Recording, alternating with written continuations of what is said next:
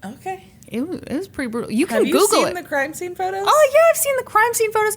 The thing is, like, thank God they're black and white, so I could kind of handle it. If there was, like, red blood, you wouldn't be able to handle it. Well, it's like, it's blurry, it's black and white, so you kind of, like... You can, like, tell yourself, it's just chocolate syrup, it's fine. Shut up. It's one of those things that, like... This guy really made a mess making his chocolate milk. He was like, Lizzie is the only person with a motive and the only person who had the opportunity to commit these crimes. Yeah. Then he pulled out the axe head that he claimed she used to kill her dad and stepmom. Mm-hmm. Later, they called witnesses to the stand, and of course, the maid, Bridget, or Maggie. I hate when people go by two different names for these things. I'm not even sure how you get to Maggie from Bridget. I don't know either. Real weird. Suspect her, huh? Yeah. Don't you? Mm-hmm. She said, yeah, Lizzie was the only person I saw in the house. I already have a theory. What's your theory? Secret lesbians. Are you serious? Yeah. Have you read that somewhere? No. That's an honest-to-God theory. Is it really? Yes, it's an honest-to-God theory about this case. Should we discuss this now or later? We'll discuss it later. Okay. I can't believe that was your... Seriously. Yeah, that's seriously my theory. Hold on, we're pausing. What made you think secret lesbians? That Lizzie's 33? Lizzie's 33. Mm-hmm. Lives at home. She's obviously not interested in marrying a man. I'm sure there's a man who would marry her if she wanted to. Mm-hmm. Yeah. Secret lesbian. In love with the maid. You think, Bridget Maggie. What about Emma? Emma's even older than Lizzie. Nah, I don't know that she's a secret lesbian. I don't know enough about her. Okay. Maybe she's in love with a Portuguese immigrant. Who's a woman. So, very sidetracked by the secret lesbian. Sorry. She said, yeah, Lizzie was the only person I saw in the house around the time that her dad and stepmom were murdered. And oh, by the way, Andrew and Abby were really sick the night before the murder. Attempted poisoning, eh? Perhaps.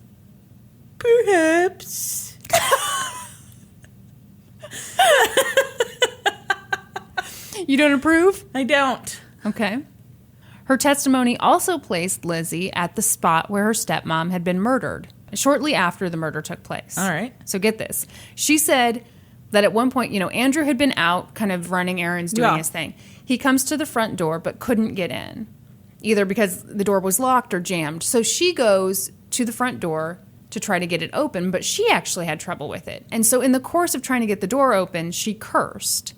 And she said that after she cursed, she heard Lizzie laugh. And she heard the laugh come from the second floor. Mm-hmm. And basically, because of the layout of this house, if you were on the second floor, you would have had to have seen Abby dead. Interesting. That would have done me in if it was me. I know.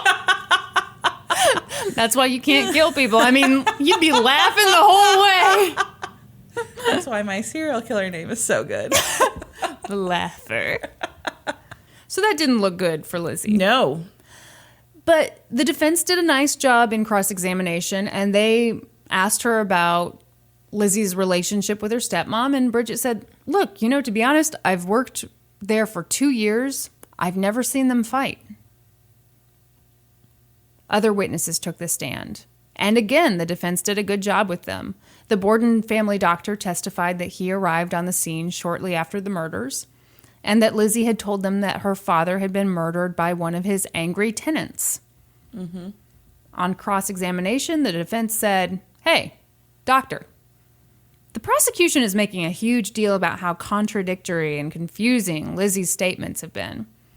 They're so thrilled with how poorly she did during the inquest, but the whole time she was being questioned, you were giving her morphine, right? So couldn't that be the reason that she wasn't totally making sense? Wouldn't that account for how foggy she was during the inquest? And the doctor was like, well, maybe. Interesting. Isn't that interesting? Yeah. Then up comes the neighbor who came over on the day of the murders to comfort Lizzie. And she said, yeah, I remember Lizzie wearing a blue dress that day, but it didn't have any blood on it. Then came Alice Russell. She's the woman who said that Lizzie burned the dress. Alice testified that the night before the murders, she had a really weird conversation with Lizzie. How weird? Well, Lizzie told her that she'd be going away soon on vacation. And she talked about how her parents had been sick that night, and she kind of implied that she thought maybe someone was trying to poison them. She said, I feel afraid something is going to happen. That's pretty suspect. Why? Well, if something happens the next day, Yeah. it's a hell of a coincidence. Yeah, the prosecution was like, she was trying to build up this story. Yeah, except that's a terrible plan. Yeah, we don't know how smart she was. I mean, I don't know. Alice said she wanted to go to sleep with one eye open half the time for fear somebody might burn the house down or hurt her father because he was so discourteous to people. Wow. Discourteous. That's a pretty big insult. I was going to say, if discourteousness will get you murdered, woof, Woof. woof, and your aged wife, too. Yeah. Then she talked about seeing Lizzie burn the blue dress and how Lizzie had said she was burning the dress because she'd gotten paint on it.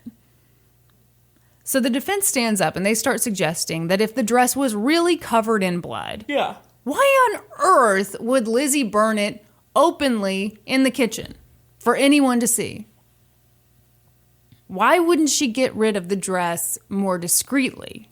How? I don't know. All right.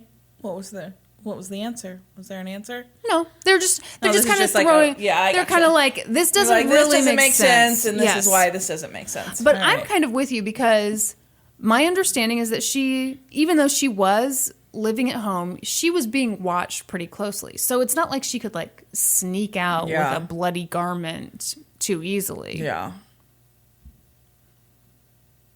Although surely this Alice Russell character didn't come over into this house where these two people had just been murdered. That sounds like she did. It does sound that way. Oh, that's a good friend.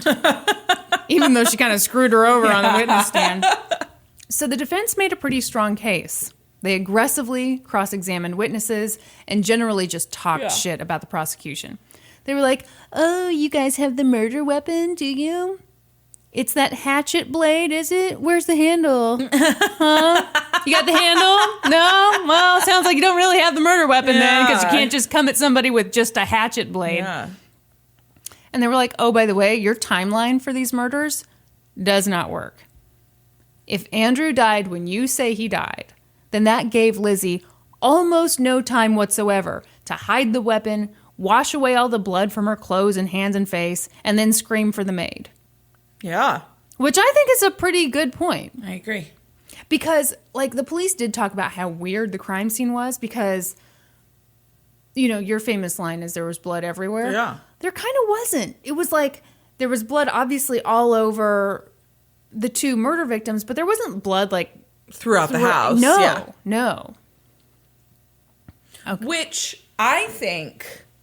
Okay, stop me if I'm wrong here. No, go for it. What up? But I think that proves a case that someone in the house did do it and not some intruder. Because if an intruder is coming in, they're running through the house with the axe from one victim to the next, they're dragging that bloody thing down the hall.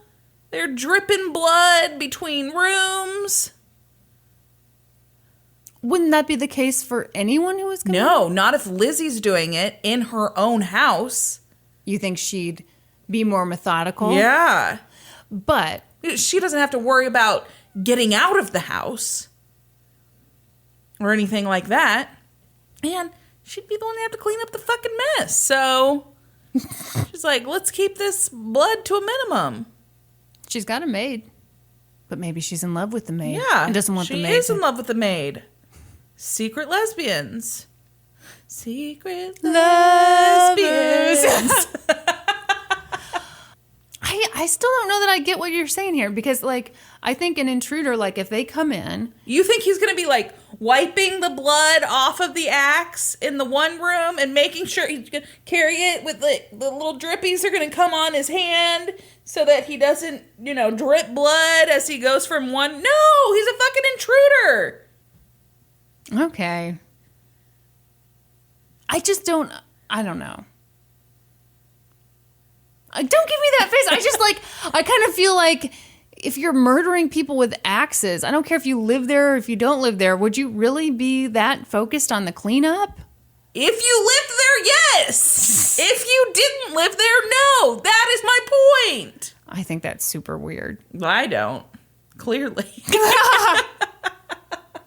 On a related note, and I only found this one place, but I think it's super interesting, so I'm including it anyway.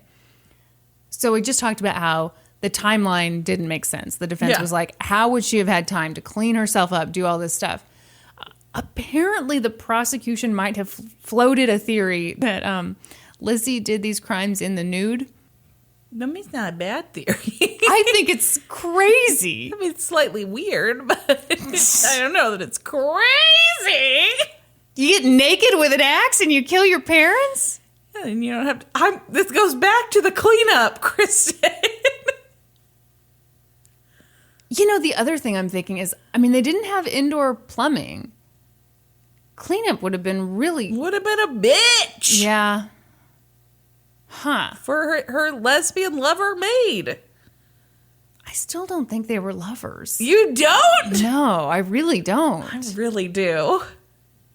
Based on nothing, though. Like, oh, no, this is based on lots of facts. Of course it's based on nothing! I just think it's funny because I feel like of the two of us, I'm the one who always thinks everyone's gay. And this time I'm like, no. I think... For sure. Yeah. A lot of people agree with you. I don't know why I'm being like, no, you're wrong. And I will tell you, I am not a conspiracy theorist. I usually think they're bullshit. Mm-hmm. Not this one. Okay, we're going to talk conspiracies at the end of this thing. Let's see. The defense was strong, but the prosecution wasn't too worried. They were like, it was for sure Lizzie. She's a big old sketchball, and we can prove it to the jury. All we have to do is show them the inquest. Yeah. Show them her testimony. Which, by the way, was just a bunch of contradictory nonsense. She said that around the time of her father's murder, she was out in the barn looking for lead sinkers for the fishing trip. But then she said that she was out there looking for a piece of tin to go over a screen door. Well, those are very different. She said she was out there for 15 minutes. Then she said she was out there for 30. She said she came back into the house because she heard a cry for help. Or a groan or something. But she also said she didn't hear anything coming from the house when she came back in. Mm-hmm. Her story changed and changed and changed and changed. It wasn't a confession, but it was so muddled that the prosecution was like, this is pretty damn close to a confession because she's doing this to herself. She's just messed up. Yeah. The defense was so worried about that testimony that they start talking to the three judges. They're like, you cannot show that to the jury. She didn't have an attorney present. And let's face it, by that point, she was basically charged with the 2 murders. Even though she wasn't technically charged yet. She couldn't leave her home because she was constantly surrounded by police. And right before she was questioned, she'd been told that she was the main suspect. And oh, by the way, the DA had a warrant for her arrest all drawn up and ready to go before the inquest. So even though she wasn't technically charged yet, she might as well have been. And that means that she should have been read her rights and she should have had the right to an attorney. You're giving me this look. Interesting. The prosecution was pissed. They were like, are you kidding? First of all, she was just a suspect at the time of the questioning. She was not a prisoner. She was living at home. Mm-hmm. And by the way, it's not like we're trying to get a confession admitted into evidence. She doesn't confess anything. Yeah. She just denies everything. She just does it so badly that it's great for our case. So what are your thoughts on this? Well,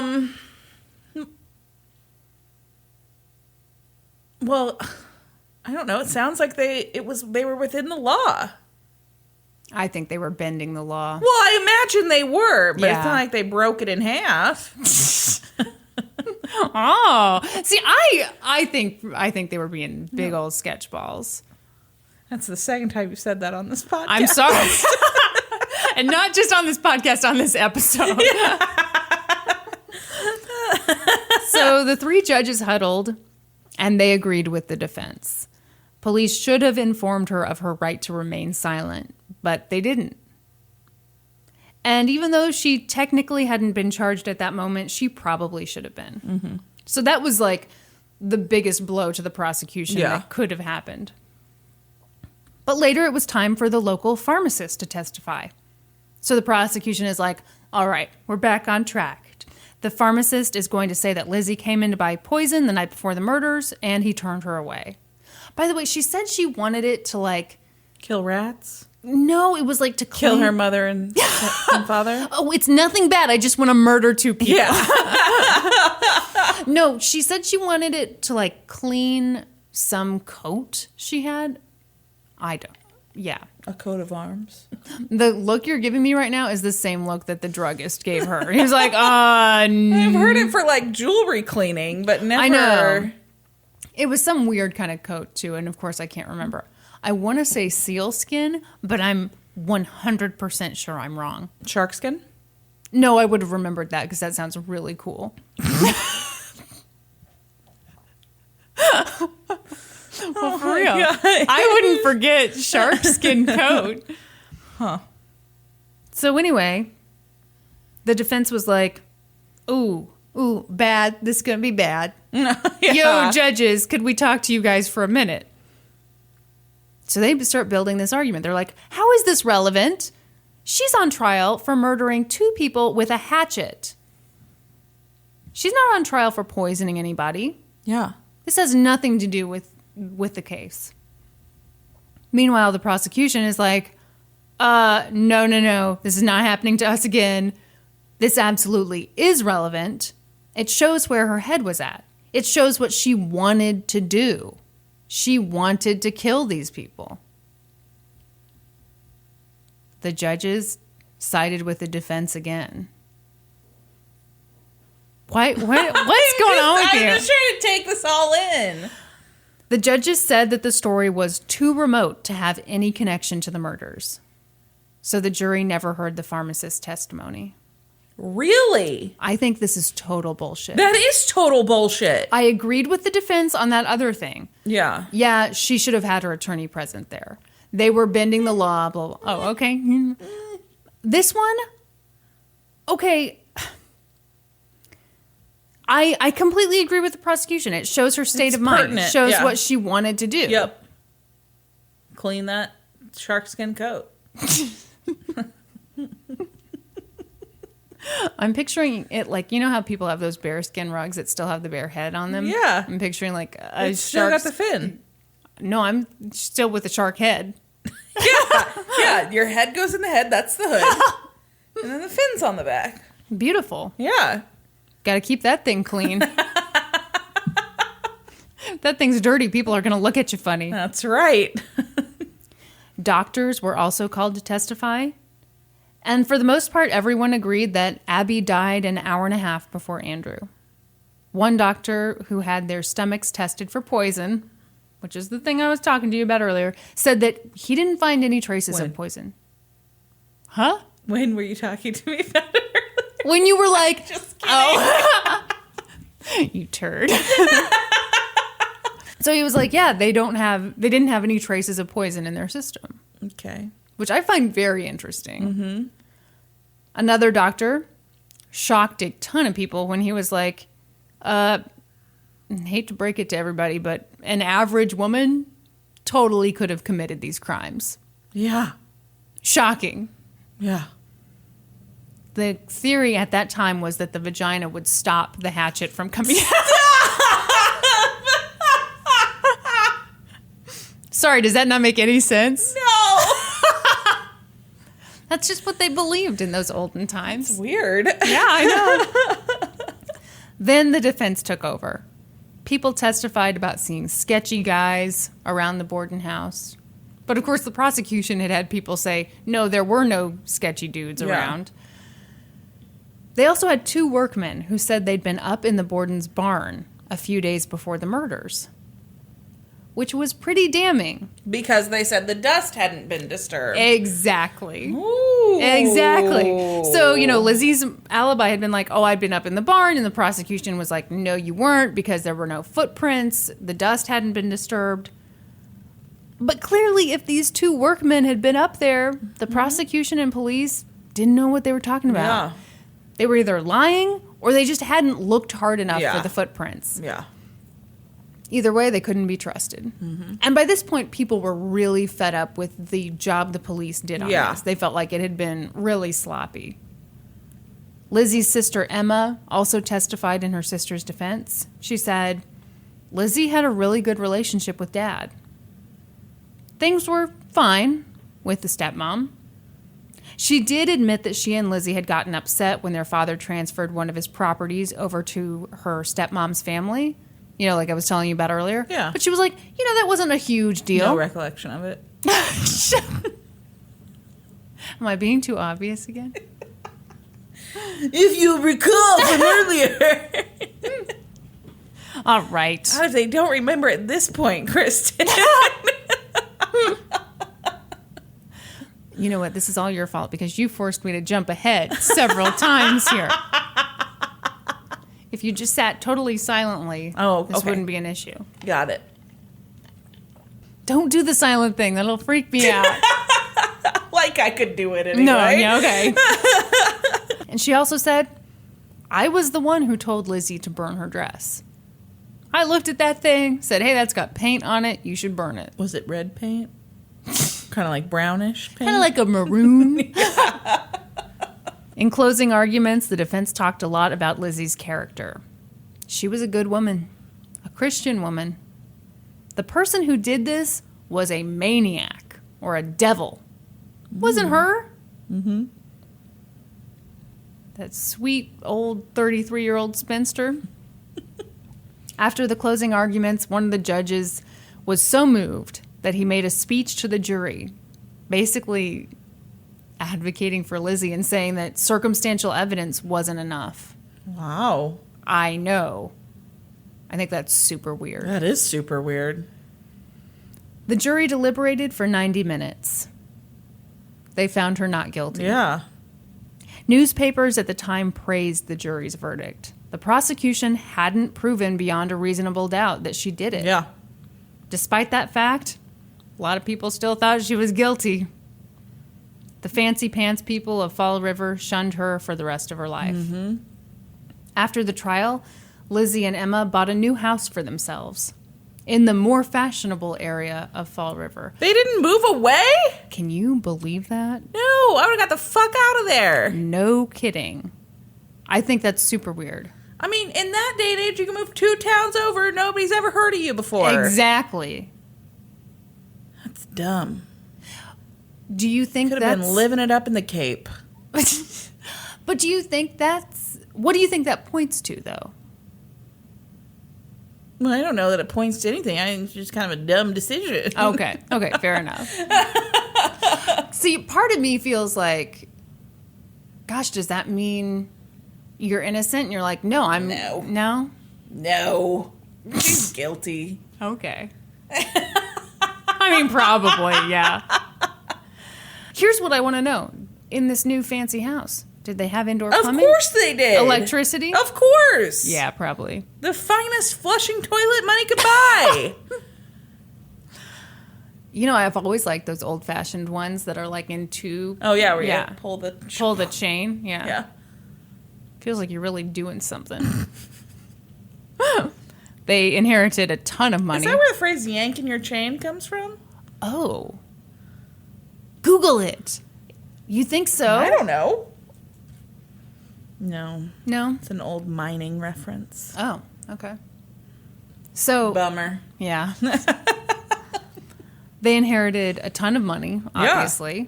But that didn't stop Lizzie from making headlines a few years later for shoplifting. What? Yeah. She was accused of shoplifting. What? What was she accused of? I'm not sure. I didn't dig that deep. But I saw something else where that was not the first time she'd been accused of shoplifting. Really? Yeah. But I don't know. She's in that same damn town. People think she's a big old sketch ball, as Kristen would say.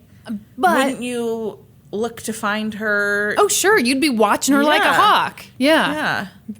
She goes into the hardware store. You're like, lock up. Stay out of the hatchet section. No, but the thing I saw, and of course I did not write this down. The thing I saw was that she'd been accused of stealing before the murders too. Interesting. But I could see that because her dad didn't want to buy her stuff. Yeah. Now she's got all the money. But now she's got all the money, but she's still stealing. She's accused of stealing because she's a big old sketch ball and people don't like her. But she's a secret lesbian, which they frowned upon in 1892. This is true. By the 1900s, everyone was cool with it.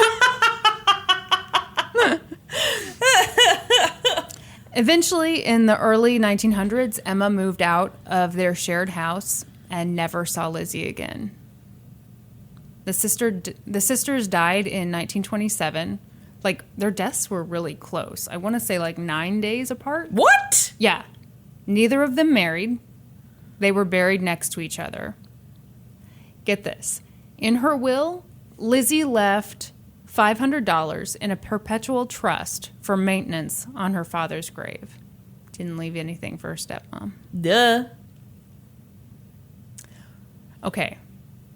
Should we talk conspiracy theories? Yeah. Okay, I didn't write any conspiracy theories down because you and I are not really conspiracy theory people. But no, I think that she and the maid were lesbians, and they weren't allowed to be then. Mm-hmm. And the stepmother probably found out. Okay. Walked in on them canoodling. Canoodle? Do you mean canoodling? Is that a thing? That's a thing. They weren't canoeing, Kristen. I know they weren't canoeing. Canoodling. Yeah, canoodling. Oh, yeah. Kiss and cuddle. Wow. Canoodle. Okay. I'm learning so much from you. And so she had to kill the stepmother. Uh-huh. Not her mother. I apologize How for that dare mistake. you. Had to kill the stepmother, and then once she did that, an hour and a half went by, and she's like, well, shit. I'm not going to be able to get her out of here. I can't get away with this. Going to have to kill my dad, too. Okay. I mean, what's crazy to me, so that's truly something that you're just thinking. Yes. Okay, that's an honest-to-God theory. Okay, so just so we're perfectly clear, I am looking at the Wikipedia page under the theories section. Excellent. So I'm going to start from the top here. One theory is that Lizzie was physically and sexually abused by her father, which is what drove her to kill him. And why would she kill her stepmom first in that theory? Because she also hated her stepmom, I assume. Maybe the stepmom put up with it, didn't do anything about it. Why? But why an hour and a half separation? I don't know. Okay. I mean, I don't believe this theory. On to the next. Let me read just a little more on this. So there's little evidence to support this, but incest is not a topic that would have been discussed at the time. Blah, blah, blah. The theory was intimated in local papers at the time and was revisited by a scholar later. Yeah, I don't buy it. No. Because it really does seem to me that the focus of her fury was on the stepmom. Yeah, because she walked in on her canoodling with the maid. Mm-hmm. Next! So next up... mystery author Ed McBain, in his 1984 novel Lizzie, suggested that Lizzie committed the murders after being caught in a lesbian tryst with Bridget. Supported by famous podcaster Brandi Egan. He speculated that Abby had caught Lizzie and Bridget together and had reacted with horror and disgust, and that Lizzie had killed Abby with a candlestick. When Andrew returned, she had confessed to him, but killed him in a rage with a hatchet when he reacted exactly as Abby had. McBain further speculates that Bridget disposed of the hatchet somewhere afterward. I didn't know this. In her later years, Lizzie was rumored to be a lesbian. I am tap dancing over here. Hold that tap dancing for just a second. But there was no such speculation about Bridget, who found other employment after the murders and later married a man. But that doesn't mean shit to me. Yeah. I mean, if she's a maid, she doesn't have like millions of dollars. Yeah. So yeah, you have to marry a dude. Yeah. It's the 1800s. Yeah. Or by this point, the 1900s. Early 1900s. Yep. Putting a gold star by that theory. Okay. We don't buy the theory about the molesting dad, but lesbian lover for sure. The secret lesbian theory. Ooh. So Bridget died in Montana in 1948. Man, she lived a while. Yeah. Where she allegedly gave a deathbed confession to her sister, stating that she had changed her testimony on the stand to protect Lizzie. Tap dancing! Brandi, thank you for being a genius. Man. There's another theory that Bridget did it. Possibly this is so stupid. It says possibly in retaliation for being ordered to clean the windows on a hot day. Okay. give me a break. No. Don't buy it. Not buying it. Okay, I'm going to read you one more just because this one kind of... It's not correct. I agree, but I want to throw this out there because I totally ignored this guy for this case, and I think it was probably wrong of me to do. So John Morse was Lizzie's maternal uncle. Okay. And he had stayed at the house the night of the murders. Oh. But so some people suspected him because they claimed that he didn't visit very often. He just randomly showed up this day. But then I saw another thing that was like, no, it wasn't super random actually. No, I don't buy that. And people were like, his alibi is too good, which I think, come the fuck on, people. Yeah. So, man. Well, Brandi solved the crime, everybody. With the help of Ed McBain. God, that is so weird. You freaked me out when you said... Yeah, I think it just makes perfect sense. Man. Solved. Rubber stamp it. Yeah, I don't know. You guys are listening to History in the Making. That's why they tune into this podcast. I don't tune in for the laughs. I tune in for them to solve crimes. That's correct. Now can we be like every other podcast when they solve a murder? What happens? They get really full of themselves. We're already there. A lot of people say that the crime of the Borden family would have never been solved if Let's Go to Court hadn't followed up on it. Yeah, so that's the trial of Lizzie Borden. That was good. That was really good. I'm glad I could solve one of history's greatest mysteries. Wow. Thank you, Brandi, for being here, and thank you for rhyming that. It's very much appreciated. How did you feel about the jury's verdict? I'm not surprised by it at all. I think they did the right thing. Yeah, I do too. I think there was too many questions. Oh yeah. But at the same time, she had pretty to have sure done she did it. Yeah. Come on. Yep. Okay, well that was nuts. I loved it. Okay. Are you ready for another crazy mom case? Yes. So, I was kind of inspired by your crazy mom case, and then I did the Mary Beth Tinning one last week, and then as I mentioned earlier, I just followed the breadcrumbs to this case. I'd never heard of it. It was a crazy tabloid thing in the 1960s. Oh my God, I'm so excited. Okay. So at 9 a.m. on July 14th, 1965, Alice Crimmins called her estranged husband, Eddie, in a panic. "Have you got the kids?" she cried. "No," he replied. "Don't play games with me," Alice demanded. "I don't have them," Eddie said. Eddie, don't fool around. Do you have them? Please don't do this to me. Eddie, they're missing. When Eddie heard the news, he rushed to Alice's house, a ground floor apartment in the Kew Garden Hills neighborhood of Queens, New York. Until their separation, this had been the home that they had shared. Eddie and Alice, born Alice Mary Burke in 1939, had been high school sweethearts and had married in 1958 because that's what young couples of that day and age were expected to do. The couple quickly grew into a family with the birth of a son in 1959 and the birth of a daughter a year later. They, of course, named them Eddie and Alice because apparently there was a fucking shortage of names. Was this a trend? I don't know. Their daughter Alice did go by the nickname Missy to help ease the confusion. Yeah, you'd have to. Yeah. That's the thing I don't like about this. Someone has to get a shitty nickname. Yeah. I mean, you can't be calling everybody in the house by the same fucking name. The two children were described as well-behaved, cheerful youngsters who would sit in their bedroom window and wave at passersby. But as happy as the children were, the same could not be said for the marriage. Eddie didn't like to spend a lot of time at home. He worked a lot, and when he wasn't working, he liked drinking with the boys. And Alice had discovered in her marriage that she liked sex. A lot. So when Eddie began to spend more time away from the house, she looked to fulfill her desires elsewhere. Uh-oh.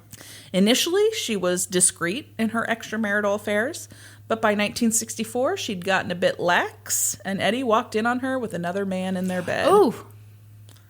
So was Eddie was just out hanging with the boys, he was drinking? Just out drinking with the boys, yeah. Oh, he wasn't cheating on her. No, he was just either at work, he worked a lot, because Alice stayed home, and then when he was done working, he wanted to go drink with the buddies. He didn't want to come home to his wife Alice and his kids. And so she was over it.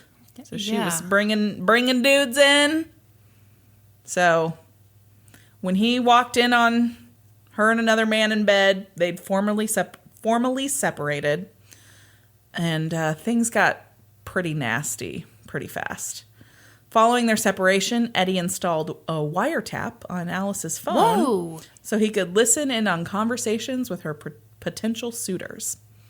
Then he'd installed a wiretap from her bedroom to the basement so he could sneak into her home when she was entertaining a lover and listen to them have sex from the basement. Oh my God. Yeah. On one instance, he burst into her bedroom while she was having sex and chased her lover from the house naked. What? Yes. Oh my God. Yeah. So he was messed up. Oh, he was not letting her go real easily, it sounds like, but he wasn't. It's weird because he didn't really fight to keep her. Well, I mean, if you're putting wiretaps on the phones, if you're listening, I mean, there's something really wrong with you. Oh my gosh. So things between the estranged couple escalated further in February of 1965 when 26-year-old Alice took an unplanned cruise to the Bahamas with her 50-something millionaire boyfriend, Anthony Grace. Oh, no. Alice swore that the cruise was an accident, though. What? She and a friend were using the bathroom on Tony's boat while docked and somehow got locked in. It wasn't until the boat was at sea, en route to the Bahamas, that the women were discovered in the bathroom. Alice had called the children's nanny and convinced her to stay a few days with the children, but when Eddie found out that the children had been home with just the nanny without his knowledge while their mother was traipsing around with her boyfriend, he was pissed. Yeah, and I'm not buying one bit of the oopsie, I went on a cruise story. I went to the Bahamas. Classic. We've all been there. Yeah. That incident, coupled with a complaint from Eddie Jr. that he often saw men in their undershirts in the living room in the morning when he woke up, led Eddie to file for sole custody on June 22nd, 1965. He alleged that Alice was an unfit mother who was subjecting her children to an endless string of strange men due to her immoral lifestyle choices. Alice's own mother wrote an affidavit siding with her son-in-law. Ooh. She called Alice mentally ill and asked the court to grant full custody to Eddie. She called him a good man who would take good care of the children, who were, in her opinion, innocent victims of a sick mind. Did everyone know that he was tapping her phones and like people were Literally, cool? my next sentence is, she obviously didn't know about his extracurricular basement activities. Okay, because I was going to say, like, ooh. No, so in her mind, there's this great father and her daughter who's just banging any dude who will look her way. Sure. Just 3 weeks after this filing, Alice would wake up to find the kids missing from their room. Oh. Okay, so this takes us back to that Wednesday morning, July 14th. When Eddie arrived at the apartment, he found the kids' bedroom window open. So it's a ground floor apartment. Mm-hmm. The kids' bedroom has this big window, but it like swings open rather than being like a lift open. Gotcha. So it's like 2 sides that just, push out and then it's open. So that was wide open. And he searched the house. Didn't find anything, just as Alice had, and so they called the police. Detective Gerard Peering, a 30-something father of 6, and his easygoing partner George Martin were sent to the Queen's apartment to investigate the case of the missing children. In fact, when the call came in about this, Peering requested to take the case. Okay. He's like, I'm on it, let's go. Yeah. When Peering first laid his eyes on Alice Crimmins after arriving at the home, he was taken aback. Here was a woman whose children were missing, but she wasn't sobbing or hysterical. Oh, my. Instead, the beautiful young mother was heavily made up, sharply dressed in tight pants and a floral top and heels, and her short red hair was elaborately teased and styled. By his own recollection, Detective Peering disliked her on sight. He told his partner, "You interview the guy, I'll take the bitch." Oh. Bad. Yikes. Yeah, real bad. All because he gets the scene, he expects to find this sobbing mother, and instead he finds... She looks way too good. Yes, a beautiful woman. Yeah. Alice walked Detective Peering through the previous night's event while police looked over the house for evidence. She said other than taking the kids with her to put gas in the car that night, they'd been home all evening. She'd fed the children veal that she'd bought from the butcher that day for dinner at 7:30. The kids had gone to bed sometime after 9, and then she had taken her pregnant 11-year-old dog, named Brandi, for a walk. She'd checked on the kids at midnight, taken a bath, and then hadn't gone to bed until after 3 a.m. due to a contentious phone call with her drunk, estranged husband, during which they'd fought about money. She'd slept until 9 the following morning, and that's when she woke up to find the children missing. But Detective Peering was suspicious of Alice from the moment he met her. He knew her type. He knew her lifestyle, and he didn't approve. So when word came in a few hours later that they had found 4-year-old Missy's body in a vacant lot, oh no, he decided to put Alice through a little test. Without any knowledge of what they were going to see, Detective Peering took Alice to the vacant lot oh my God. and escorted her directly to the tiny body of Missy. The delicately featured blonde lay on her side, dressed in a white t-shirt and panties. A floral patterned pajama top was twisted and knotted around her neck. Alice swooned and collapsed at the sight of her, saying only, "It's Missy," as Detective Peering caught her. But she didn't cry. She didn't cry at the scene. She didn't cry in the police cruiser. In fact, she didn't cry until they reached her home and she stepped into a crowd of TV and news reporters, flashbulbs going off all around her. Suddenly, she broke down sobbing. Oh, that's... It's not great. No. It's for sure not great. But it could also be shock. Yeah, I and we've talked about this before. Oh, yeah. People grieve in very, very Yes. different ways, and there's not a right way or a wrong way. But as sexist as this detective sounds, I'm kind of with him. Yeah. This was it in the minds of detectives. This woman didn't care about her children. This was simply a calculated attempt to simulate grief for the cameras. This opinion was reinforced the next day when detectives wishing to interview Alice were kept waiting while she finished putting on her makeup. This woman's daughter had just been found dead. Her son was still missing. She was supposed to be in the highest state of grief. What the fuck was wrong with her that she was so concerned about her appearance? I relate to this very personally because I am willing to bet that I would be putting my makeup on that morning. You and I are a lot alike in this regard. Yes. I mean, part of the reason we met at 12:30 today instead of noon was because neither one of us had makeup on in time. That's right. Now, granted, this is not a life or death situation. It is not. So, it was reported that Alice was very self-conscious about her appearance without makeup because she had heavily scarred skin from teenage acne. So she expertly applied like a series of makeup each morning that completely covered that. Yeah. But investigators' opinions and suspicions of Alice would be changing no time soon. Several days after the discovery of little Missy's body, Eddie's body was discovered in an advanced stage of decomposition in a wooded area. Near Missy's body or no? Several blocks from where Missy's body was. In fact, the body was so badly decomposed that no cause of death was able to be determined. Then, within a week of the children's funerals, Alice Crimmins, mother of 2 dead children, seemed to simply resume her normal life.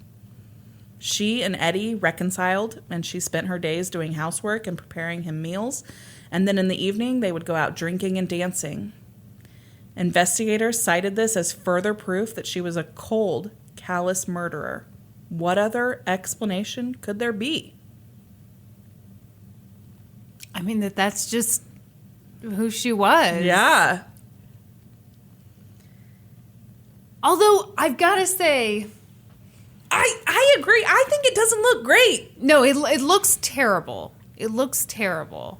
And, I mean, we all know that everyone grieves exactly the same way. So, certainly nobody has ever drowned their sorrows in drinking and trying to forget. Yeah. And everybody knows that never happens. In addition to her highly suspicious behavior, Detective Peering was sure that Alice was responsible for the death of her children due to some inconsistencies between Alice's recollection of events, evidence at the scene, and the autopsies of the children. Okay. Alice had told Peering that she'd fed the children veal for dinner that night at 7:30, but the autopsies had found pasta in their stomachs and no meat. And Missy's stomach had been quite full. The medical examiner determined that she had died within a couple of hours of eating the pasta. Could someone have abducted Missy and fed her pasta before killing her? Detective Peering didn't think so. But that timeline didn't make any sense. No, because she said she saw them at midnight. Mm-hmm. Yeah, that doesn't make sense. On Peering's inspection of the scene the day the children went missing, he recalled seeing a frozen manicotti box in the trash and the remaining portion of the pasta wrapped up in the fridge. He'd not bagged the trash as evidence, though, nor had he photographed it, and Alice denied that it had ever existed. In fact, the only evidence that this manicotti existed at all is Peering's own memory of it. He did not, nor did any other detective at the scene, make any kind of note of it.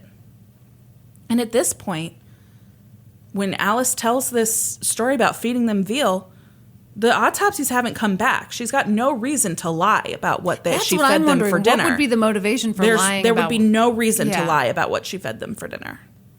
Unless you felt like it made you a bad mom to feed them something frozen? It made you look better to say veal? I don't know. Okay. Then there was the open window. Alice told investigators that she believed maybe the kids had climbed out the window, or perhaps someone had taken the children and had come and gone through the window. It was a large window, like I said, on the ground level, but it had a dresser partially in front of it. The children and or the intruder would have had to climb over the top of the dresser to access the window. This is not something that was difficult to do. The kids did it on a regular basis when they would sit in the window and wave at people going by. But in his investigation of the room, Peering noticed a layer of undisturbed dust on the dresser. This, of course, couldn't be the case for Alice's theory to be correct. But again, Peering had not bothered to make note of this or take pictures of it. It was, again, simply his memory of the scene. What do you think about that? I don't like that at all. Yeah. I don't like that at all. That's sloppy, and then it comes down to how much are we going to believe him? Exactly. And even if he shakes out to be a perfectly good guy, memories are faulty. Absolutely. So by this time, Peering is sure that Alice killed her children. But he doesn't believe that she could have done it alone. She must have had an accomplice. So detectives turn up the heat on Alice. Over the next several months, they have her phone tapped and keep her under constant surveillance. Surely at some point she would have to communicate with her accomplice. It became sort of a fight between officers over who would get to listen to Alice's phone calls. Because they were so hot? Not because she was spilling details about her suspected crimes, because she was engaging in regular sexually explicit phone calls with her many suitors. Police joked that it was like they were being paid to listen in on a dial for sex hotline. Wow. As for those incriminating conversations with her accomplice that they were sure they would catch her having, didn't happen? Never happened. She never had any conversations of that nature. So when police were frustrated that they weren't getting what they wanted out of her, they turned to harassment. What? Alice had attempted to take on some secretarial jobs to get herself out of the house. She had taken the jobs in her maiden name, Alice Burke, because her name was now well known throughout the city.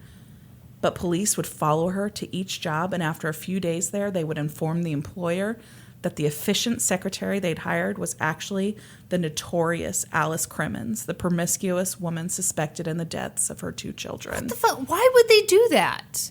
Each time, this would result in Alice's firing. Of course. They were hoping that if they harassed her to this point, that she would just break and just admit what she'd done. Oh, they'd get a false confession because they harassed her into it? Yeah. Great. Good detective work.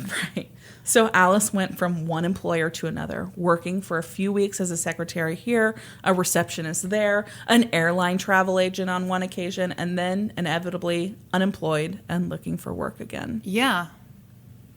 The surveillance team in charge of watching Alice's home would also call Eddie. They were on and off by this time, sometimes reconciled, sometimes not. So they'd call him anytime she was entertaining a male guest in her bedroom. And say what? Hey, she has a dude in her bed. Are you kidding me? Nope. It wasn't long before Alice discovered that they'd tapped her phone. And she began all of her conversations with, "Hi, boys, drop dead." Good for her. I know. Okay. You changing your opinion of her? Yeah.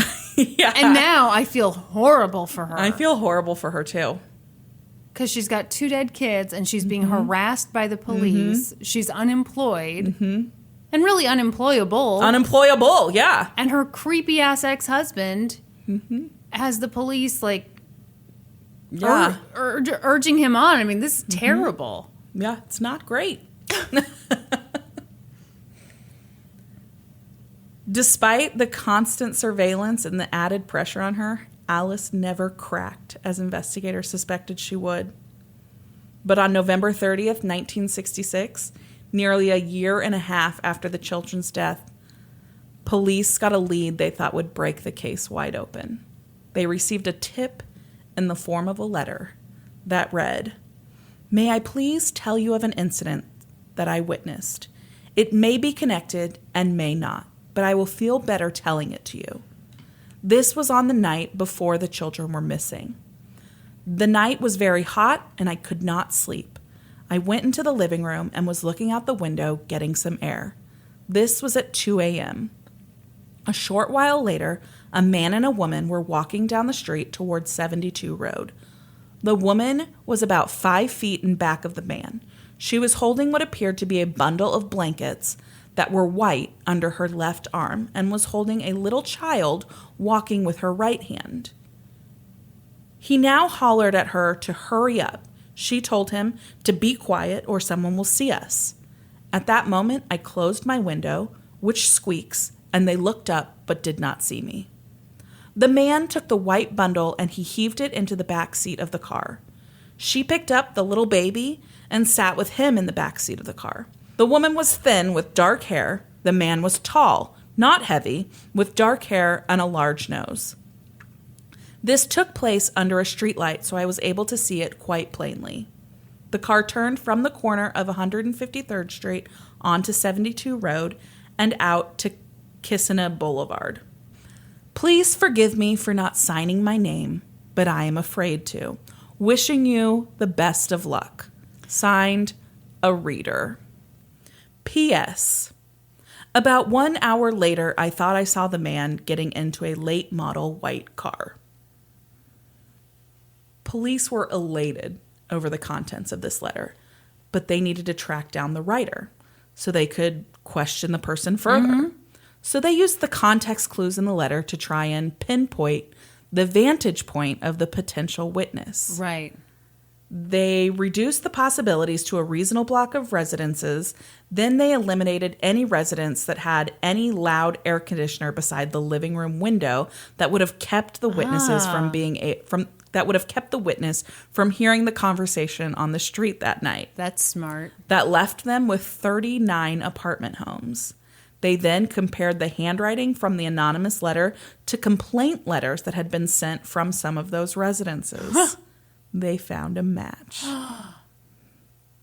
Sophie Iramersky was a middle-aged, heavy-set blonde who often suffered from insomnia. Oh, my God. When investigators interviewed her, they found her story somewhat revised from the version she'd told in the letter. Sophie told the police that now she recalled the woman saying, "My God, don't throw her like that," oh, no. when they tossed the bundle in the back seat.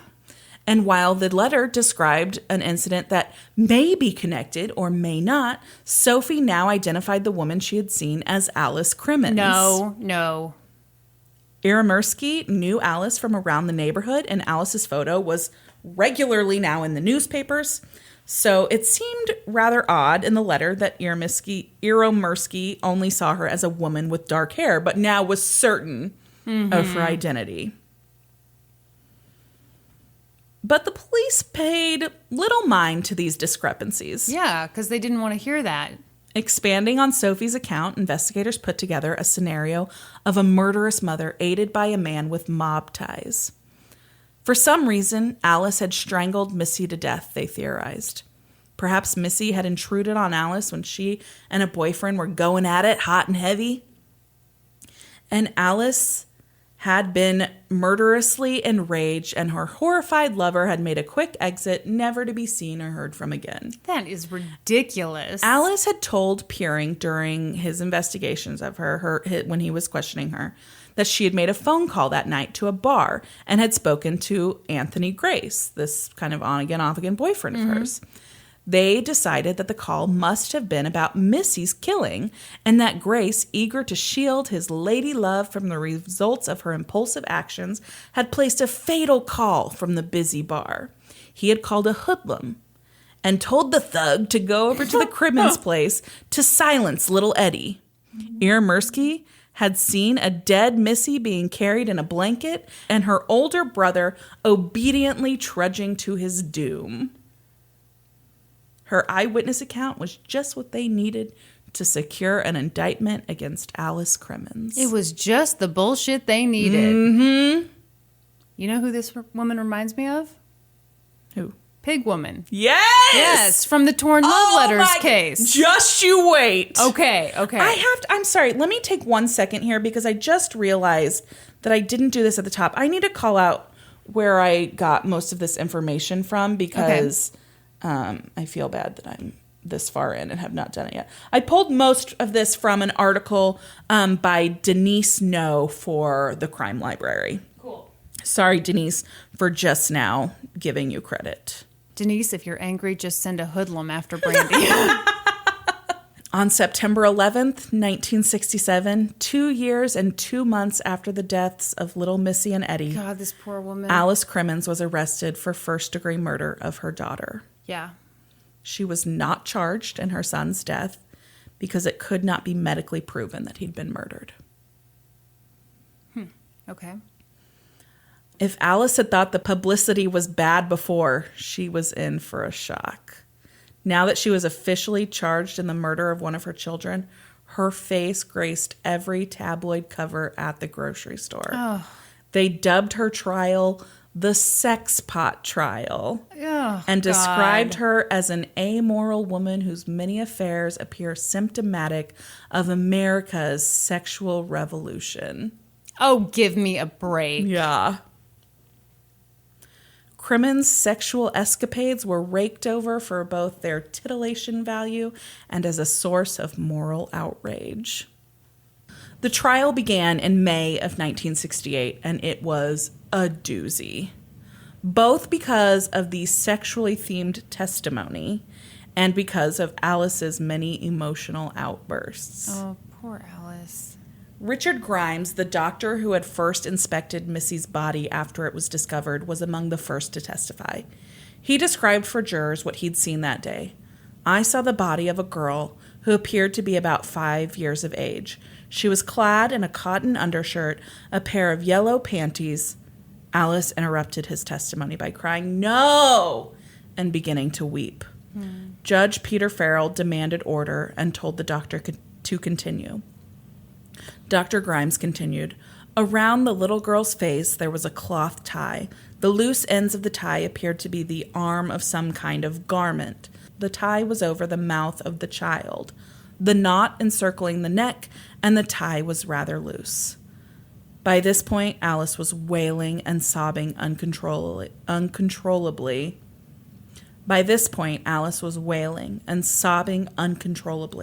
And people in the gallery had begun to cry along with her. Yeah. The judge put the court into recess.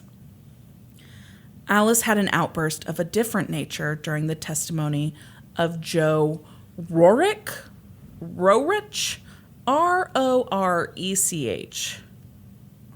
I have no idea. Rorich.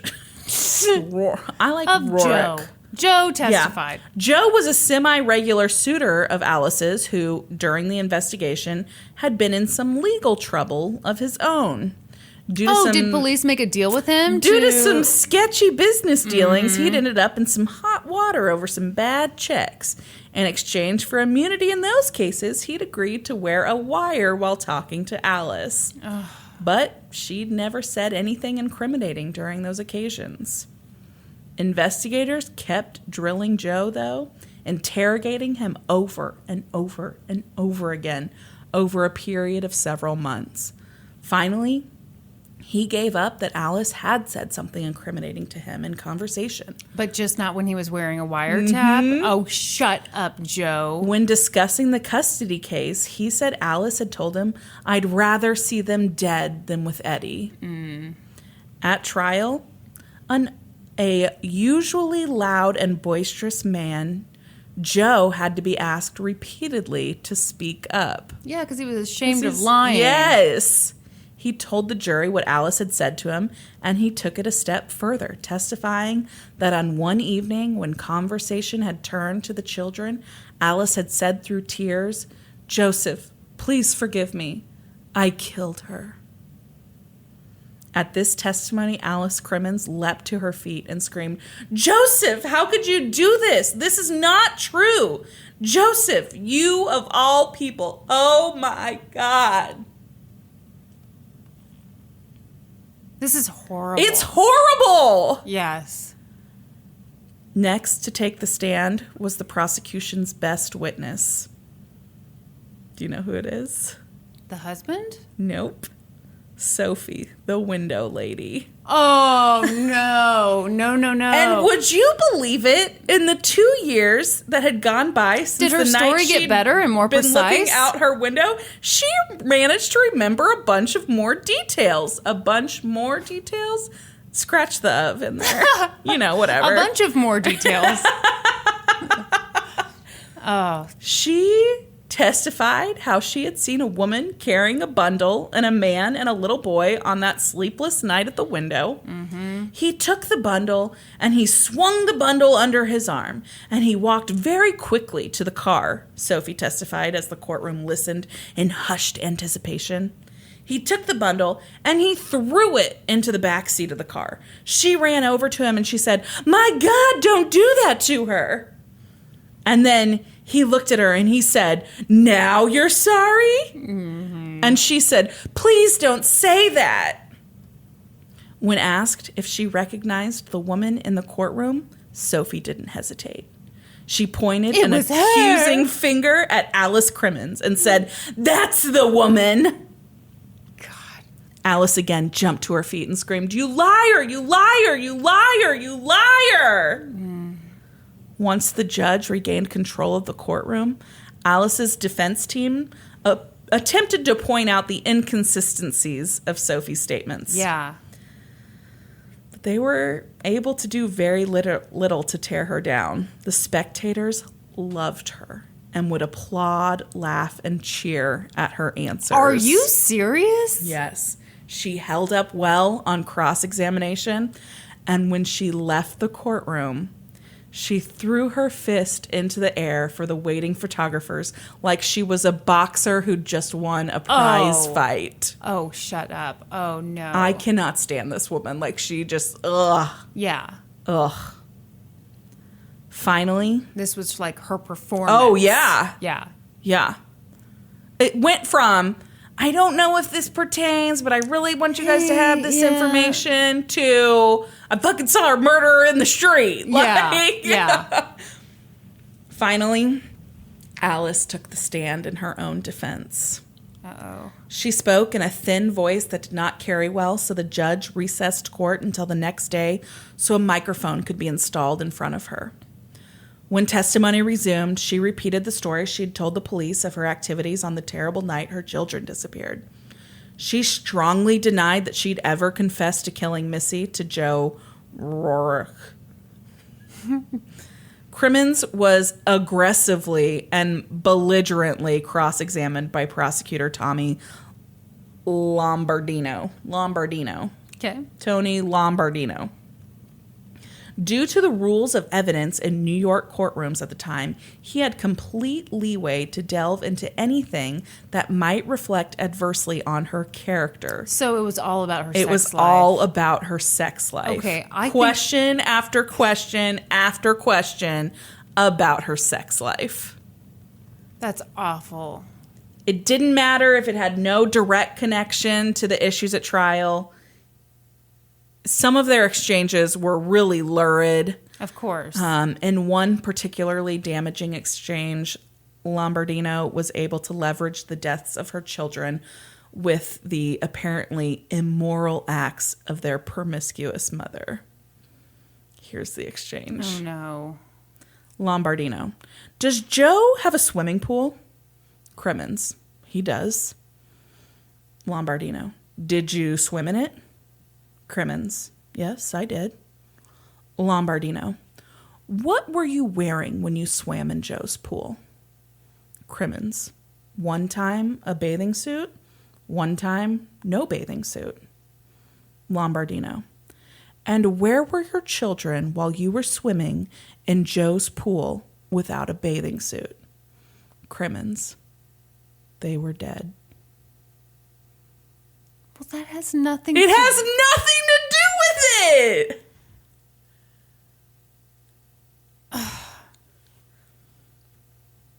What was she supposed to do? Yeah, sit at home and cry constantly. Yeah. If she did anything other than that, she's not a proper grieving mother. And she better not have mascara on those eyes. No, definitely not. Alice Crimmins left the stand on shaky legs. She knew that she'd damaged herself in the eyes of the conservative, old-fashioned men who made up the jury.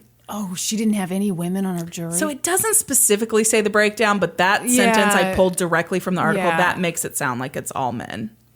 So her defense attorney, was she advised to take the stand? Because that just seems like... Apparently. Oh, that seems like terrible advice because you knew that was going to come up. Yeah. Ugh. So she knew she'd damaged herself in the eyes of this conservative jury, and reportedly one of the jurors commented to another that a tramp like that is capable of anything. Oh my God.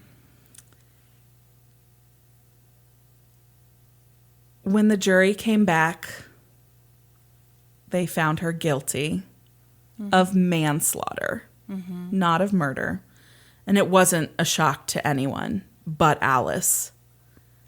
Alice was so shocked by the verdict that she collapsed into a coma in court. She spent 2 weeks in the jail infirmary before being transferred to prison to serve her sentence of 5 to 25 years. Oh my God. Yeah. Do you think it was one of those deals where, like a lot of the people we've talked about, they really thought like, there's no, well, I didn't do anything. You can't go to prison if you're not guilty. I really do. I'm fine. I really do. I mean, they didn't come back. I mean, they charged her. She was charged with murder. They came back guilty on manslaughter. Sure. Okay. So it is a lesser. Yeah, it's a lesser charge. But still. Yeah, she was so shocked that she collapsed into a coma. I've never even heard of I've never heard of it either. Apparently it only happened in the 60s. They were a crazy time. A crazy time where people could swim without swimming suits. Her attorneys were soon back in court asking for a mistrial. 3 of the jurors had made trips to the crime scene despite the judge's warnings that they were not to visit it. What? Yes. The court denied the motion for a mistrial, though, and Crimmins settled into prison life. Hold on.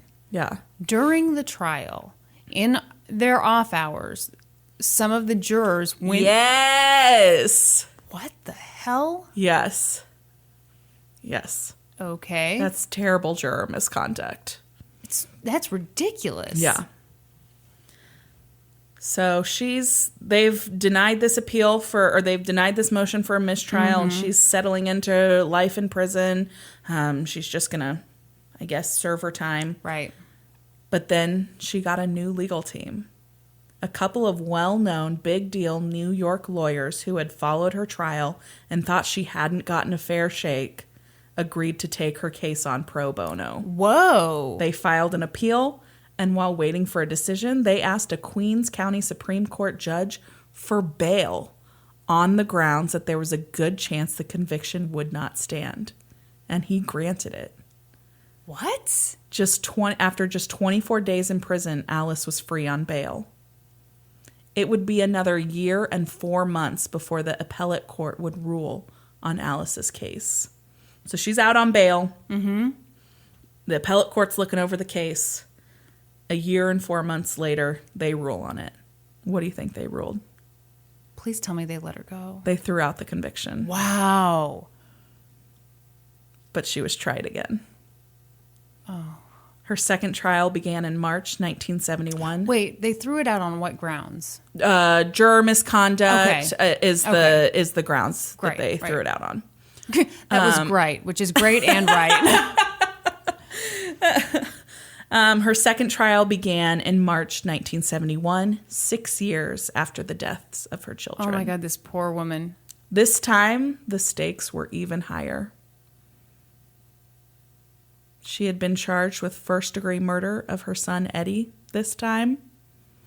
and first-degree manslaughter in the death of Missy. Because she was not found guilty of murder of Missy in the first trial, they couldn't charge her with it the second time. They could only charge her with manslaughter. Oh, but double jeopardy? Is that? Kind of, yeah, Okay. because the conviction wasn't thrown out. It wasn't thrown out on conviction. It was thrown out on juror misconduct. Okay. So they couldn't, whatever weird legal shit happened, they could not charge her with murder. So to get a murder charge in there, they charged her with the murder of Eddie, who, even though they had no they said we can't prove how he died. Yeah. Interesting. This trial was, again, a spectacle. But I'm not going to go into a ton of details about it because it was really just the same. Same thing. Yeah. What I will say is that the women's lib movement was a hot topic at the time, and Alice's sexcapades didn't seem to have the same immoral implications that they had at her trial just 3 years prior. Okay, I'm so glad you're saying this because I was wondering when you were talking about people taking it on pro bono. Yeah. Was this a feminist thing? It was. Awesome. Yes. Hell yes. Yeah. I wondered about that with the time period. Yeah, so only 3 years had passed from the first trial to this new trial. But the outlook on the sexual revolution was totally different. Right. In that short amount of time. There was one big change at the second trial, though. A new witness came forward and backed up the window lady's story. Are you kidding me?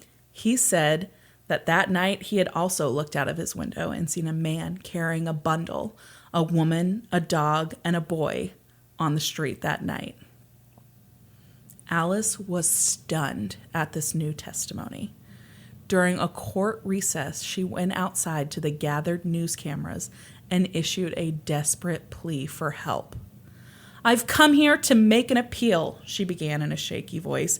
Tears blurred her blue eyes. Alice Crimmins was clearly terrified. "I'd like anybody that lived in my neighborhood to come forward," she said. "Anybody that lived in my neighborhood who might know something about what happened on the night of July 13th or the morning of July 14th. I'm asking for anyone that was out that morning between 1:30 and 2:30. Anybody that saw something or didn't see something. It doesn't make a difference either way. I'm asking for help for my side." Crimmins' voice cracked, and it seemed like she might collapse into sobs, but she managed to choke out, "I need that help because I did not kill my children. Anybody that just didn't see anything is just as important to me as someone who might have seen something. I didn't kill my children. I swear I didn't kill them." Can you see my I know, right? Yes. Yes. Oh, my God. So the prosecutors are pissed. Too damn that bad. She's done this. Too damn bad. Yeah. They said that it was part of a court order, that she wasn't supposed to do any press interviews and all of this. This doesn't come across on a podcast, but Kristen is flipping the prosecutors off right now. And dancing while I do it. They said, so prosecutors were pissed about it. They were like, "You're not allowed to do that." And the judge gave her a warning. And they said, if she breaks any more court orders, we will revoke her bail and she'll be held in jail for the rest of her trial. Okay. But it worked. Yeah. The next day, there was another surprise witness. This time, it was the prosecution that was stunned by the testimony. That witness was Marvin Weinstein, a travel agency manager who claimed that he had been walking on 153rd Street in the wee hours of July 14th, 1965. He had been visiting a friend. When questioned about who was with him, he said, "My wife, my son, my daughter, and our dog." Oh, my God. He went on to say that his son was 3.5 at the time and his daughter was 2 years old. Weinstein had carried his little girl in his arms wrapped in a white blanket. Oh, my gosh. Yes. That's crazy. Yeah.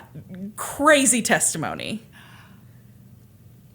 Alice did not testify at her second trial. Yeah, she learned. Yes. Well, she might have had better legal representation.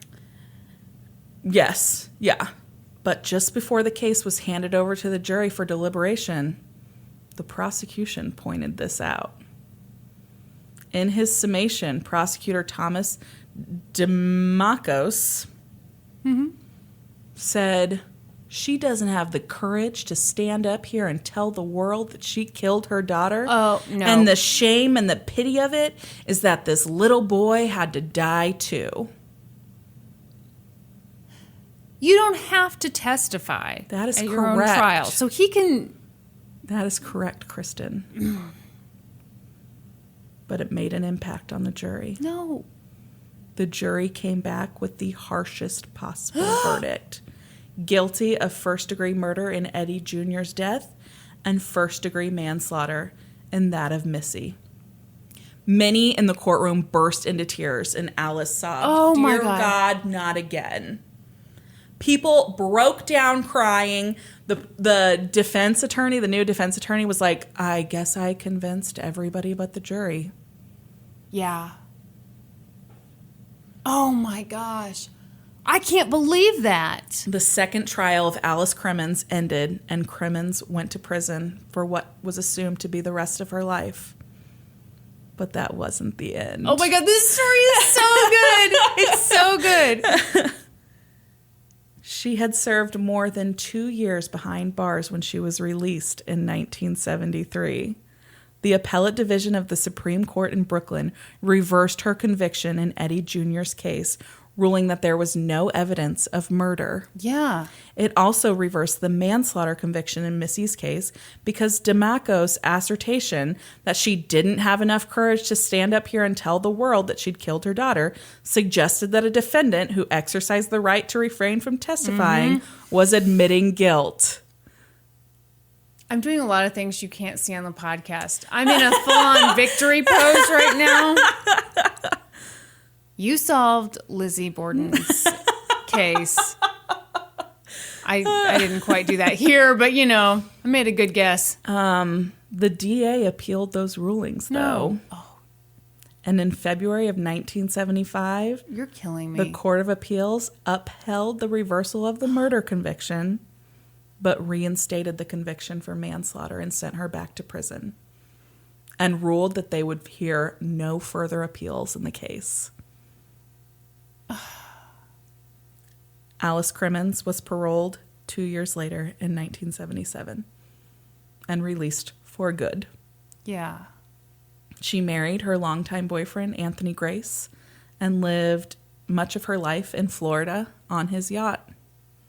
After his death in 1998, it is believed that she moved back to the New York area, and it is believed that she is still alive and living a reclusive life under a different name. She would be 79 years old today. Whoa. But nothing's really known of her life now. Oh my gosh. Is that case not crazy?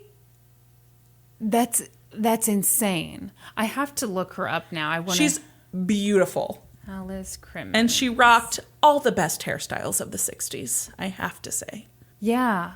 Ooh, she had some voluminous hair. Oh man, all the best hairstyles.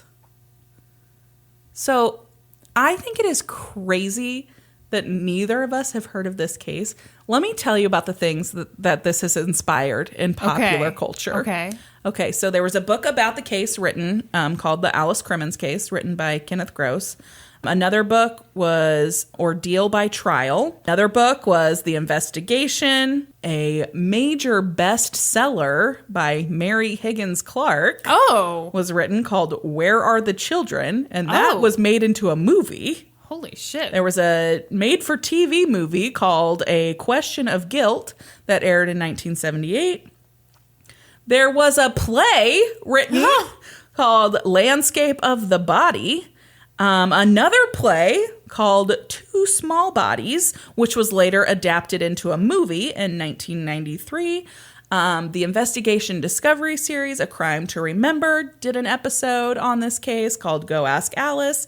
And the 2017 novel Little Deaths by Emma Flint is a fictionalized account of this case. This is crazy. Is that not nuts? So there was almost no evidence linking her to this. Nothing.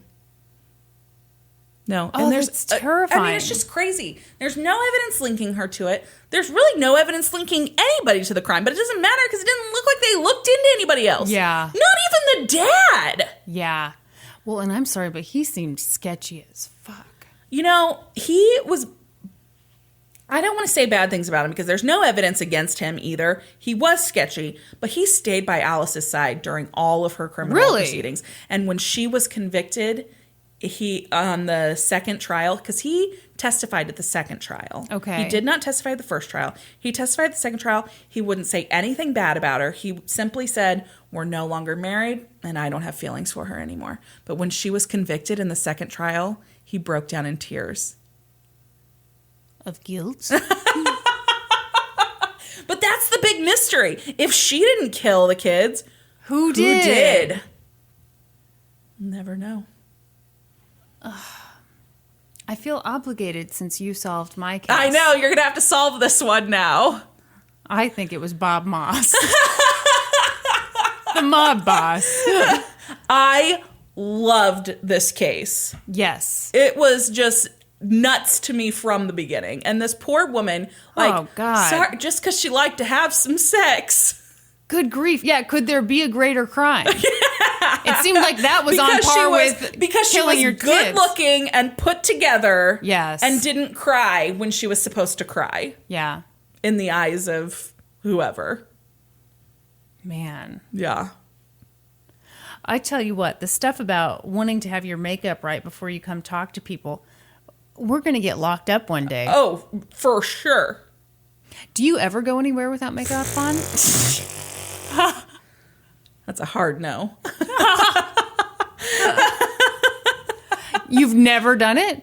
Like maybe run to the grocery store. Yeah. And then I like put a hat on and sunglasses and wrap a scarf around my face. Put a shirt on that says I'm not Brandi. That's right. Yeah, I'm kind of the same way. Yeah. Yeah. Yeah. I'm not doing it for anybody else. It's for me. I'm doing it for deep self-loathing. Well, I mean, really, is that the reason? Yeah, I don't know. When I do go out without makeup on, I don't feel like me. That's exactly it. Yeah. And I don't walk as confidently. Like, I look down so I don't make eye contact with people. Yeah. That's not my style. Nobody wants to see your unpainted eyes. That's correct. Man, God. These things. Ooh. That was crazy. Right? And very upsetting. Yeah. So, there are no other theories in this? Not that I came across. Oh, my God. I'm sure there are, but man, that was so much I couldn't go into more. Hang on. I'm consulting. She has, and I feel like this is an insult to her for sure. Okay. But she has been called the Casey Anthony of her day. Oh, that's not fair. No, I don't think that's fair at all. No. Should probably do that case next, huh? You gotta do it. I would love it. Okay, I'm looking up Alice Crimmins' other theories. Oh, these articles are too long. We don't have time. That was so good, though. So good. Do you have a story to tell us to wrap it up this week, Kristen? So Norman is out of town this week. Yeah. He insulted me big time. So, as I just told you a little bit ago, Peanut is diabetic. Yeah. I didn't just tell you that. No. This is the first I'm hearing of this. Yes, I know your Peanut is diabetic. So, got the diabetic dog. And Norman is always in charge of giving her the insulin and, doing that whole thing. Well, now we've got the JV squad doing the insulin. And, I draw her blood at night to see where her levels are. How do you do that? Does that freak you out? I mean, you don't like needles and blood. There's a reason why he does it. I mean, I really hate it, but I've gotten kind of used to it. Yeah. But her levels are out of whack. Yeah. So clearly I'm doing something not great here, which is, bad. And then our AC crapped out again this summer on when we were having a heat wave. Yeah. So that was great. So I was telling Norman, I was complaining to Norman all about this on the phone. And he goes, you know what this reminds me of? That episode of The Simpsons where Marge has a gambling problem and Homer's left in charge of everything and he messes everything up. And I was like, he compared you to Homer? In what world am I Homer Simpson? In this world. In this world. Right now, this week. This week you are Homer Simpson. Hey, look on the bright side. You get to eat donuts. Oh my God. Hey, I did eat a lot of donuts this week. See? Man. There's always a silver lining. Sometimes it comes with a delicious frosting and sprinkles. Oh my God. Norman, for our anniversary, for our wedding, we had the donuts instead of cake. And so he went out to that donut shop, Doughboys in Raytown, Missouri. Yeah. And got us a bunch of donuts. And for some reason, for just the two of us, he got like a dozen donuts. Yeah, you buy donuts, you buy a dozen. It's just how donuts work, Kristen. Unless you're buying gas station donuts. If you're going to a donut place, you're buying a dozen donuts. Why are you being so condescending I'm just saying, like, don't act like Norm did something crazy. To me, it was crazy. But not so crazy that I didn't eat, like, almost all of them. Finally, I got down to one left, and I was like... It was, like, all kind of, like, dry and hard. And no, because I ate them quickly, so they were fine. But I was like, I've got to bring this over to Kyla and, give this to her, because I can't... You can't handle it. I can't eat every single one. I have a donut story this week, too. What's your donut story? Okay, so... Like, every few days I, get on, like, just check out the bank account, make sure there's nothing, like, crazy coming out of it. And I see that Zach has spent, like, $12 at Quick Trip, which, not that crazy. Zach loves Quick Trip. Quick Trip is a convenience store that's kind of, like, Midwest, and it's just in the Midwest and the South, I think. Yeah, and I'm with Zach on this. They've got really good iced tea there. Yeah. They've got their beverages on point. Zach loves Quick Trip. And so, but, like... $12. I'm like, what the hell did you buy at Quick Trip? And he's like, oh, I bought donuts for me and the guys at work. And I was like, I'm sorry. You did fucking what? Because I love donuts. Zach doesn't really care for donuts that much. So he never buys us donuts. And so I'm like, hold the fucking phone. There's been a murder. You bought donuts for guys at work. Not for me. And he's like, oh, I didn't even really think about it. I'm sorry. Oh my gosh. So, Sunday morning.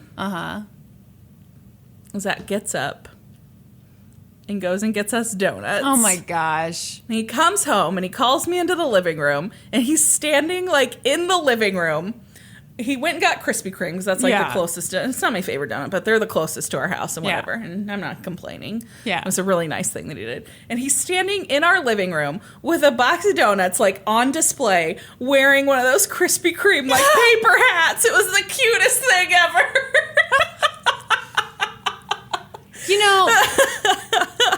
I hate to compare our husbands, but I think if that were to happen to Norman, he would just be like, what? Yeah.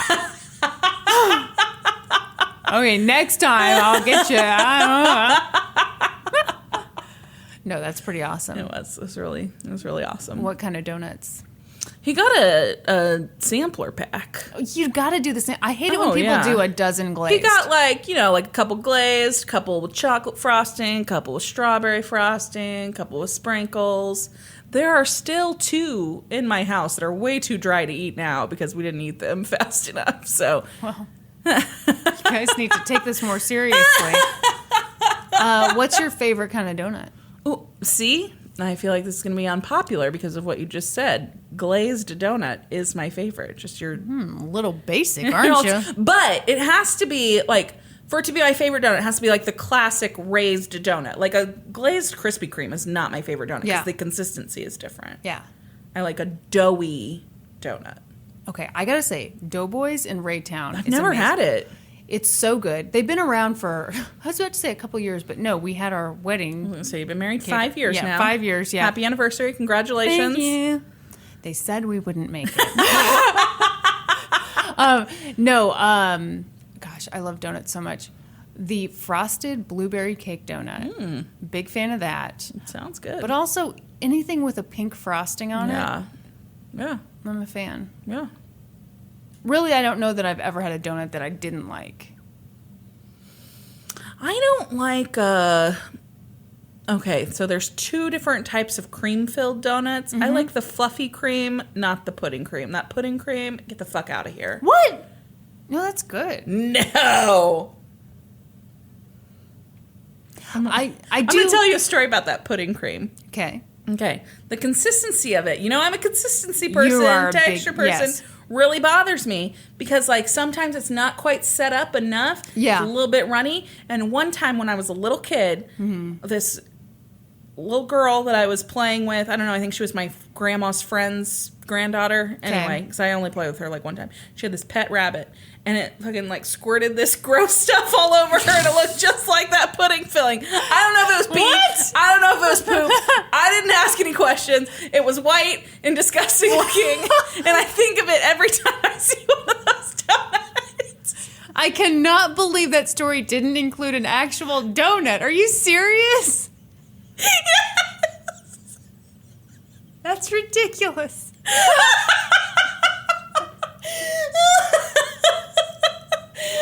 Okay, now I will agree that with that type of donut, you have to have like a plate directly under you at all times because it's gonna come squirting out. It's gonna be a mess. I don't want it. Okay, fair enough. One thing we should definitely say. Yeah. Because I've been meaning to bring it up. Lillian on Twitter. Oh, man. Okay, you guys, if you don't know about Lillian on Twitter, she has made 2 drawings for us. She's an actually skilled artist. Yes. And because she's a wonderful person, she has actually put her talents into making things for the podcast. Yes. So after we did the episode where Brandi said Bob Moss, the mob boss, she created this image of Bob Ross, the painter, as a mob boss. And he's at an easel that's like covered in blood, and it says there was blood everywhere. It's hilarious. It's hilarious, and it's the most amazing thing ever. Yes. And then after we did the episode on, was it John Robinson, the serial killer? Yeah. And we made that joke about him having a trench coat full of stamps. Well, it's a pretty graphic image what she created, but we loved it. We loved it. Anyway, we just want to say thank you to Lillian because it's so fun. I mean, it's amazing when someone that talented is taking the time to interact with us. Oh, man. We love it. We're so impressed by your talent. Yeah. I know this is probably not where you thought it would go, but we have shared that on all of our social media. So if you want to check it out, head on over to our Facebook, head on over to our Instagram, our Twitter. You'll find it in all those places. We love them. And while you're there, give us a like. Leave us a review. There's a new thing on Facebook where instead of a review, you leave a recommendation. So people are recommending our podcast now, which is kind of cool. Whatever. And then, head on over to iTunes and leave us a rating and a review there. I'm sorry, I just burped. That's why I'm smiling. I was like, what are you laughing about? It wasn't that funny. I mean, I know I'm just naturally hilarious, Kristen. iTunes, it just cracks me up. I know. Who doesn't love a good iTunes joke? And join us next week when we'll be experts on 2 whole new topics. Podcast adjourned. And now for a note about our process. I read a bunch of stuff, then regurgitate it all back up in my very limited vocabulary. And I copy and paste from the best sources on the web, and sometimes Wikipedia. So we owe a huge thank you to the real experts. For this episode, I got my info from famoustrials.com, the Lizzie Borden collection.com, and good old Wikipedia. And I got my info from Crime Library, Murderpedia, and Hazlitt Magazine. For a full list of our sources, visit lgtcpodcast.com. Any errors are, of course, ours, but please don't take our word for it. Go read their stuff.